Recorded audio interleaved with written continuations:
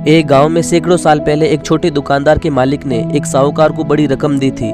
साहूकार एक बहुत बूढ़ा अनाकर्षक दिखने वाला आदमी था जो दुकानदार की बेटी को पसंद करने लगा था। साहूकार ने दुकानदार को एक सौदा पेश करने का फैसला किया जिससे उसका कर्ज पूरी तरह खत्म हो जाएगा।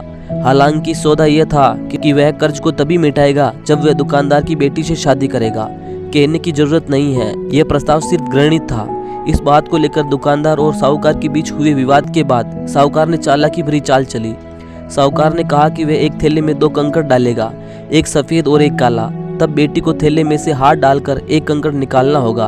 अगर वह काला कंकड़ होगा तो कर्ज भी उतर जाएगा, लेकिन साहूकार फिर उस लड़की से शादी कर लेता। सफेद होता तो कर्ज भी उतर जाता और बेटी को साहूकार से शादी भी नहीं करनी पड़ती। दुकानदार के बगीचे में कंकड़ पत्थर वाले रास्ते पर साहूकार ने झुककर 2 कंकड़ उठा लिए।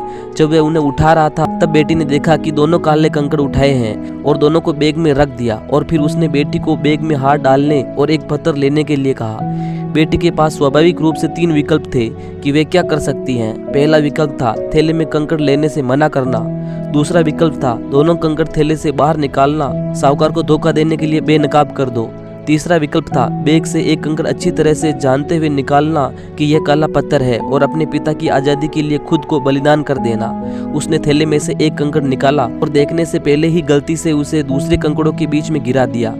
उसने साहूकार से कहा, ओ मैं कितनी अनाड़ी हूँ। कोई बात नहीं, अगर तुम थैले में जो पत्थर बचा है उसे देखोगे तो तुम बता सकोगे कि मैंने कौन सा कंकड़ उठाया था।